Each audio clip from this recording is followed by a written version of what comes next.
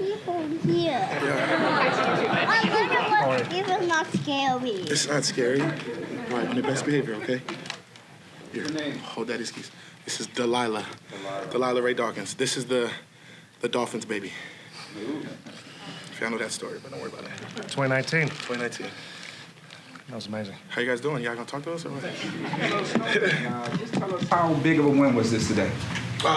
You know, with everything that we have gone through as teammates and as players and as fathers, this was a huge week. So I usually like sugarcoat it and I say, oh, it's just another win, but this one was extremely special. It was extremely special coming into it. We understood that we had to just get the job done, and we're blessed. 3M was with us, and it's a huge win. And anytime that we can win in this league, it's huge. So, you know, we take it for what it is. God called that opening kickoff return spiritual. That was the Talk word about he used. it. What were your emotions as you see all that transpire as you're getting ready to go out on the field? It was, you know, things like that just don't happen, you know, and that just shows you that God is real. And for that to start that game and like that, we were all like, all right, something is scarily weird, but it's a strong energy, and this team is just full of love. And you know, from the angels like that have been watching us, and D-Ham's spirit, and all of those prayers, like it just seems like it's just overflowing to each and every one of us. And it was a special moment, and he did it twice. So you know, it's a unique thing, but you know, I'm glad that you noticed it and are aware of it, because God is real. Mitch, your thoughts? I mean, not only just as a football perspective, you go out and then you have this kind of shock to the system like that. It was such a tone setter. You could feel how palpable it was in the stadium. It did feel almost like it was so surreal. Really, the trajectory of that was paramount for us, and the crowd was into it. The team, you know, it really interjected a lot of energy, and like Dion said, to see that twice, you know, I think Naheem is, you know, we've always known he's a special returner, but that was a career game for him, and it couldn't have happened for us as a team at a better time. On a typical day, you guys win, you wrap up seating, it'd probably be a pretty exciting locker. What are the emotions in there after a win like this? Yeah, I would be lying to you if it wasn't, we're a little emotionally frazzled. I think the come down, it's going to hit guys differently. For sure. But it was such a thankful locker room, and you know, it was just unique. If there was any stiffness, anxiety, nerves going into this game, even as you've seen DeMar improve in his condition, did that first play snap you out of that? Are you still in any kind of funk? You know, how are you guys feeling throughout that game, trying to get in a rhythm, knowing what just happened? I truly think, Puka, can I answer this question, please? Okay, just real quick. Can I have like 30 seconds? Okay, thank you. I think that with being a professional athlete, like you learn how to adapt to your situation, and you learn how to, you know, build the pieces of your environment to make the player and to make the individual. And when, you know, drastic things happen, you just have to kind of take it for what it is and just try to adapt the best scenario. And the emotions fly. The emotions go up and down. I got you, baby. I promise, okay? And it just goes. But, you know, like when you have great teammates and you have guys that you can lean on, it just makes everything easier. And like guys like Mitch and our entire like locker room, like we have guys that we could just lean on and depend on that can just keep us up. And it's showing, and the world sees it, and we see it from a closer in-house view. How did Smoke and Josh's connection shift the morale at that point in time of the game? Yeah, I think the cool thing was we had some explosive plays. First of all, you can see a guy like Smoke come back. You know, he was such a presence in the locker room for so many years, and then come back, and it's just kind of seamlessly integrated back into his role. And it was just really cool. When you have those explosive plays as an offense, it really, I mean, it's just such a tone setter, and the emotions run so high. It was cool. it was just one of those really surreal things to see. And he made such a good plan that football. Josh put it right in front of him, and Smoke did what Smoke does, and just just really took off. And you knew by the time the ball was there that there was no doubt that he was going to make that play. And we were happy to get off the field.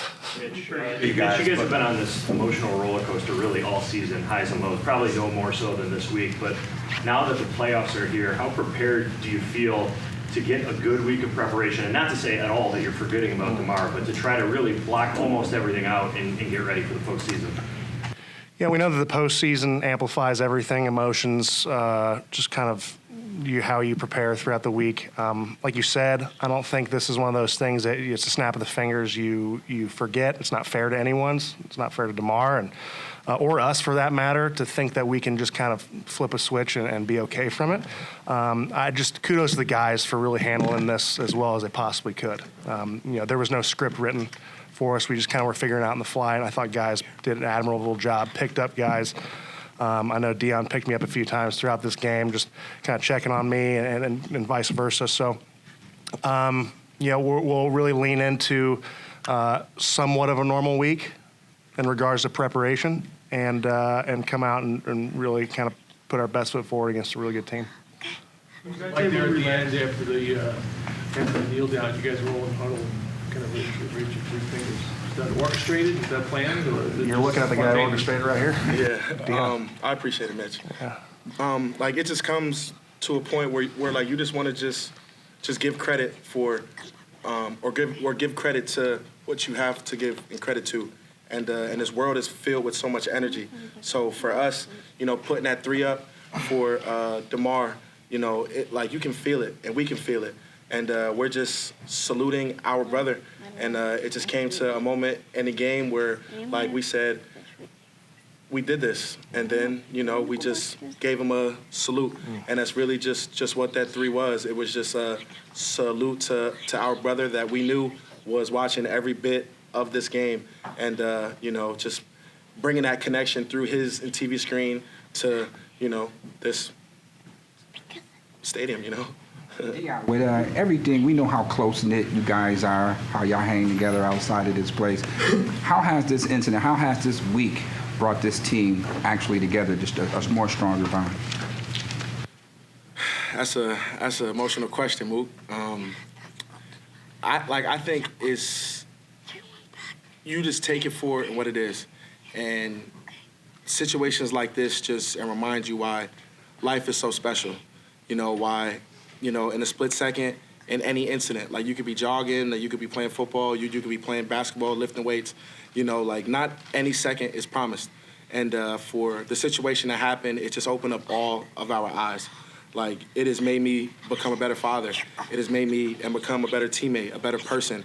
To really just understand that you got to take life for and what it is, but you have to make every moment the best that you could possibly make it. Like, we're all in here together, and we can't take this for granted. Mitch is my teammate, and I constantly tell him all of the time what I tell him, and I won't say it now, but I tell him a special thing every single day.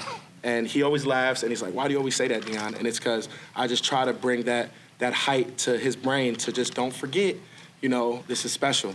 Like, if we have dinner tonight at 7, let's all go, because next week we might not all be able to be there. And it's a special thing, and it has strengthened us. And we're going to take it, and we're going to use this strength for as far as we have to drive with it, and we're going to use it as an energy source, because it is here, as we can all feel it. So what did he tell you, Mitch? Everybody want to tell him. I think some people who saw what happened Monday night might have been thinking Buffalo again. You had a racist mass shooting in this community months ago, just days ago. You had a deadly blizzard in this community. Do you guys, and I've talked with fans who say they turn to you guys to lift them up when they're down. Did that add to the pressure? Did that fuel you today? And what did they do for you this time? Yeah, like I said before, on that opening return, you give a look to the crowd, and it was just different. And I think you brought up something about this community, just this resiliency. I've never seen anything quite like it in a span of 8 to 10 months. Just from one thing to another, and then as a team, I don't know if we feel like we're someone to look up to, but we're here to give support when we need to, and just do our job. And hopefully, doing that is it gives you an escape in any way.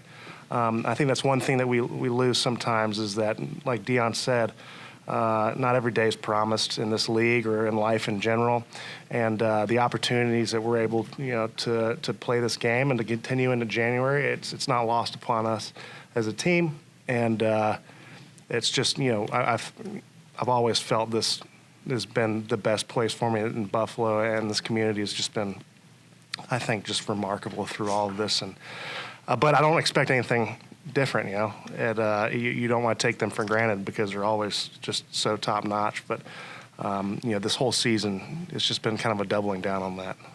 Mitch, you used the word Last one. You used the word unscripted a bunch of times today. So if someone told you what was going to happen on the opening kickoff, kind of felt like that was scripted. Would you have ever believed that even this morning? You'd like to, and that's a great question. You like to envision every game starting off like that, but it's been great. And I just want to say thank you to Delilah for joining us. She's been top notch and just been helpful, and just like this, it's just great to have family around. I think everyone can attest to that, and it's just like this has been a light to our press conference. So thank you, Delilah, for joining us. You've been so good. She's 3. Yep.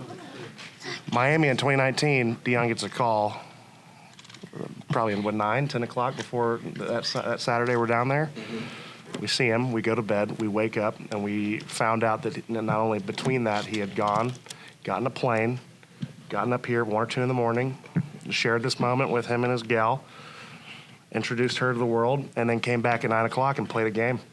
And that was, I don't know if that was public knowledge, but that was one of the coolest things I've ever seen. That's about right. Yeah. And look at her now. Grown. Appreciate you guys. Thank you very much. Thank you. Sorry, that's not my phone.